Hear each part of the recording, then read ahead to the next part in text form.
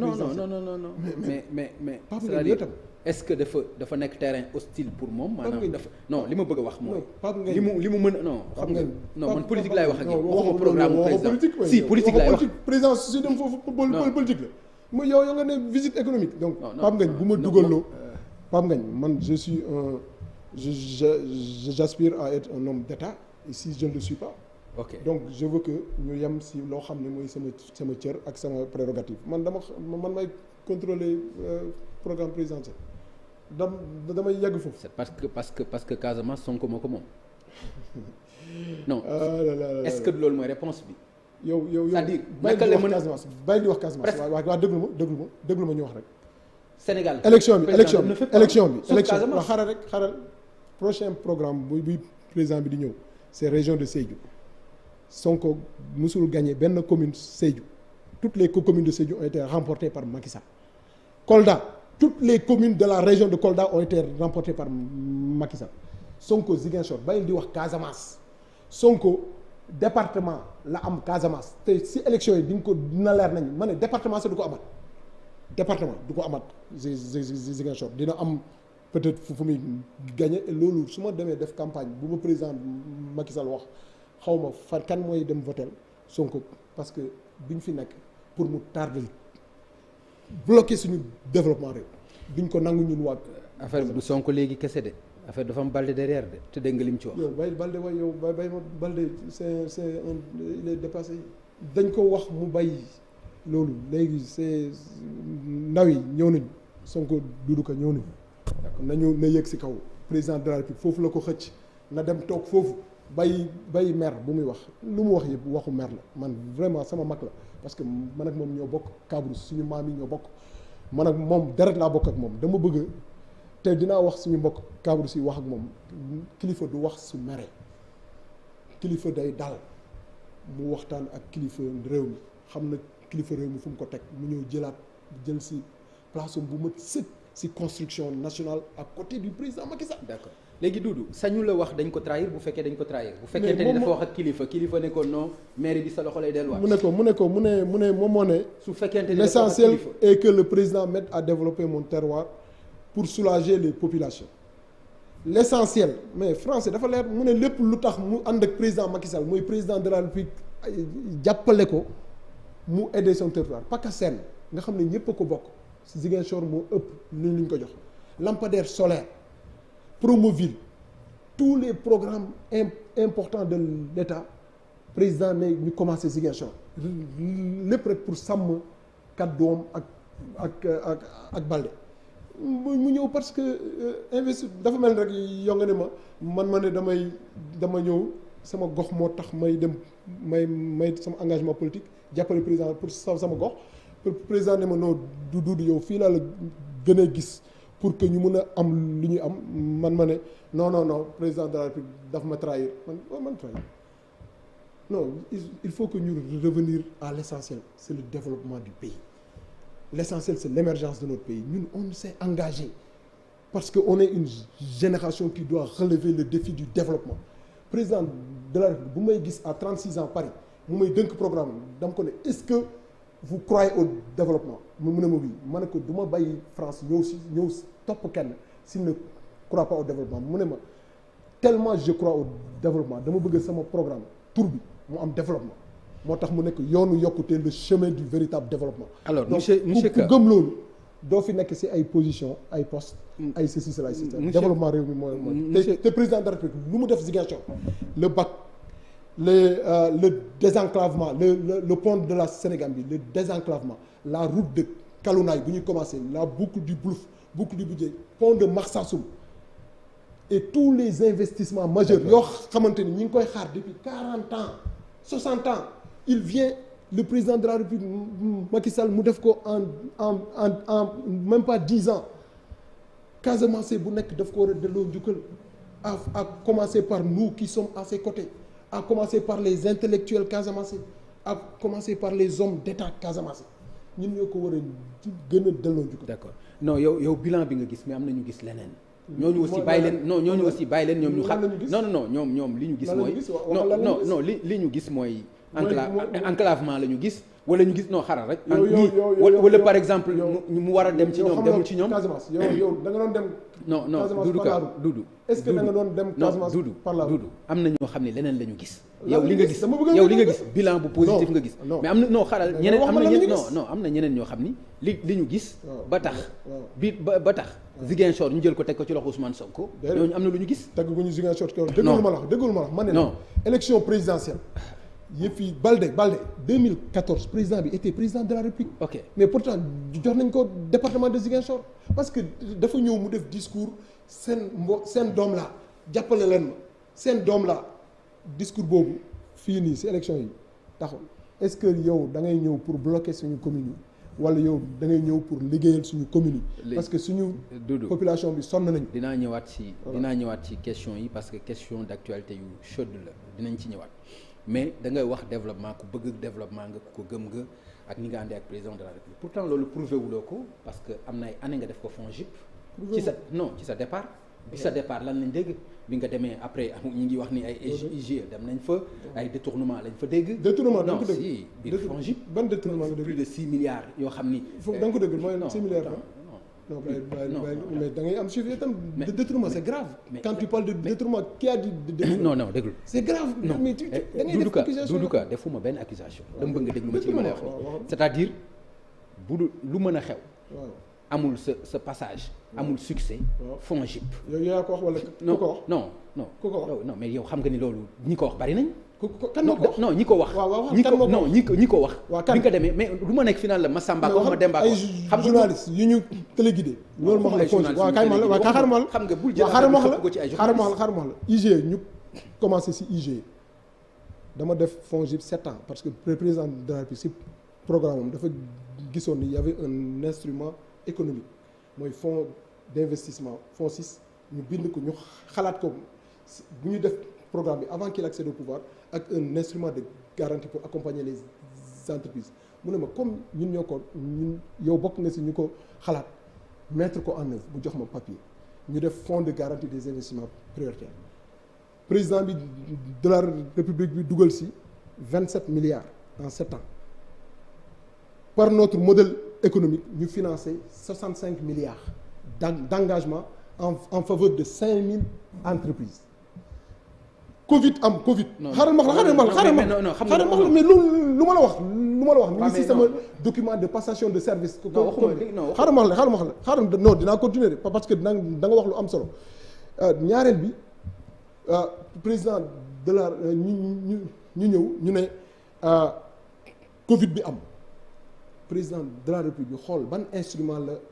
dëkk yëpp utiliser ñu gis ni suñu seen fonds de garantie la ñu utiliser président jox FONGIP 70 milliards ñu téye entreprise yi yëpp Sénégal moom moo tax ba gi gisoo ay départ wala ay dax yu ñu dax FONGIP moo joué son comment mais en garantissant le financement des entreprises sur une durée long terme entreprise bu dul liggéey amul revenu amul dara banque jox ko 3 milliards banque jox ko 1 milliard fan la ko sukkandiku FONGIP moo fi tax moo tax loolu FONGIP moo joxe garantie may dem FONGIP bay fa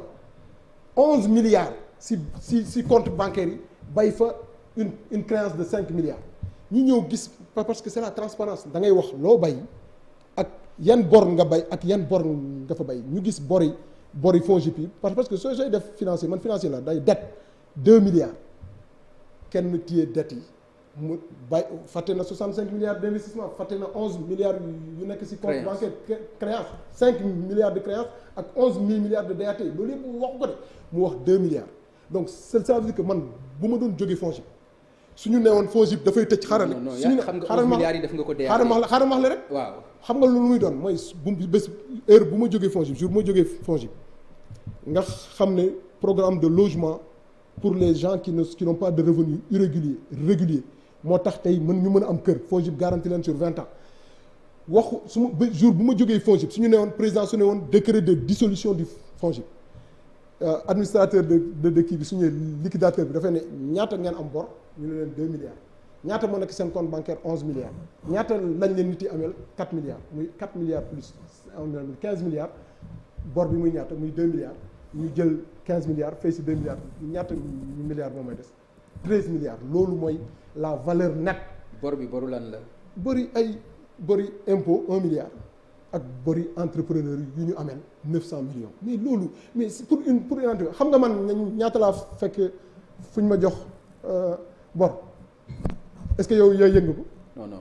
non mënuma comprendre nga may wax. dama la bëgg a wax mënuma comprendre nga may wax FONGIP ameel bor impôt. kenn déggu ko mujjul fenn nga gis yenn entreprise yii nii amal bor impôt muy am coow.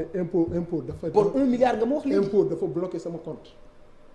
FONGIP bu ma fayalee dafa bloqué sama compte ma def ak moom moratoire comme entreprise yëpp nañu ñuy def dëggal ma wax ma ne la xam nga ku nekk mën na di coow mais man sama éducation sama beau-père muy premier président de la Cour des comptes fii Sénégal nekk fii de la chambre budgétaire nekk di contrôler ay entreprises yar ma muy dem di contrôler yeneen gestionnaire man ma ñëw ma ne man may parce que man may kan ba dinaa def 7 ans ci entreprise IG du ñëw càmbar lu mu war a càmbar xool lu ci baax xool lu ci baaxul mu bind ko def recommandation pour beneen directeur général administrateur général FONGIP su ñëwee mu def lu gën lu ma def loolu mooy fonctionnement de l'État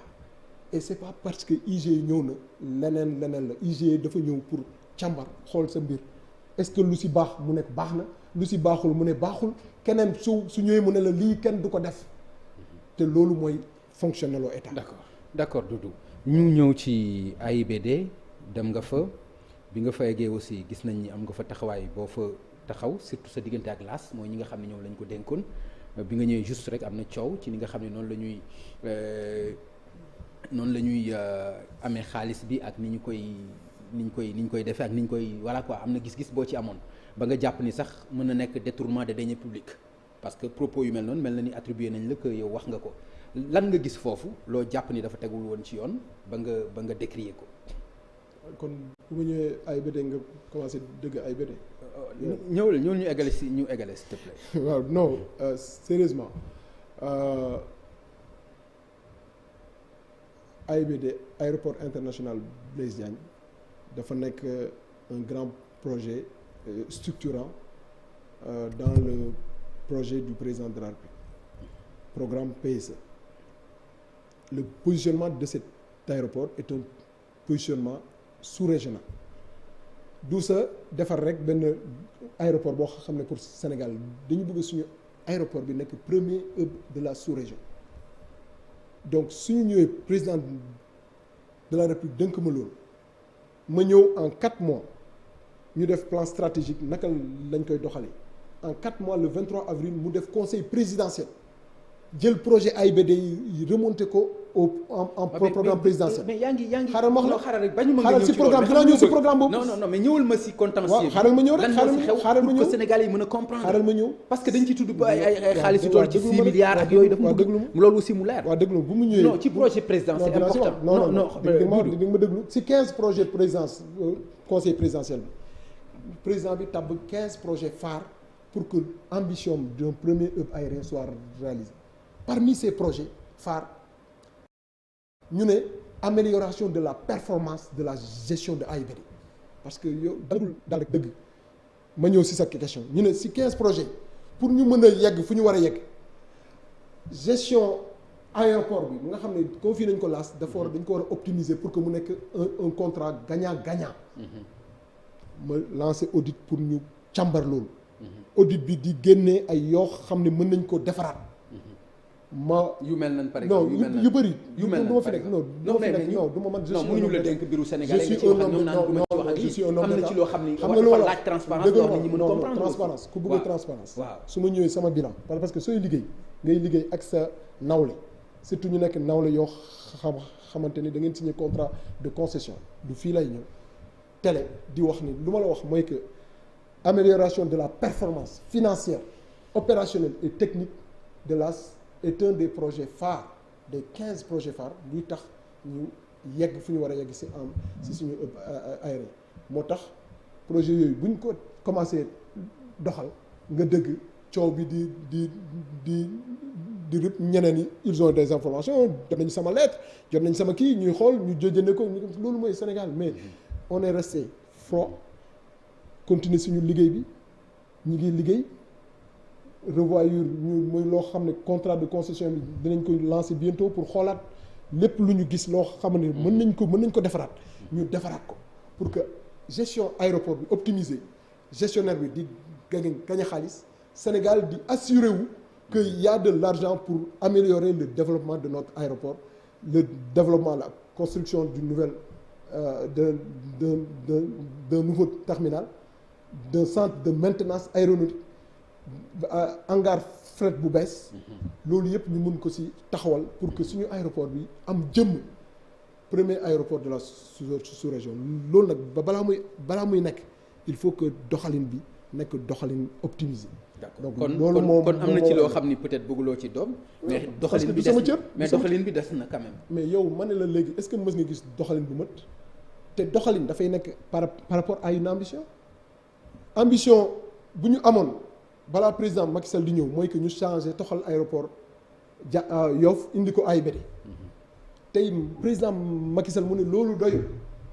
dama bëgg aéroport bi nekk le premier aéroport de la sous-région donc doxalin bi day changé parce que ambition bi moo changé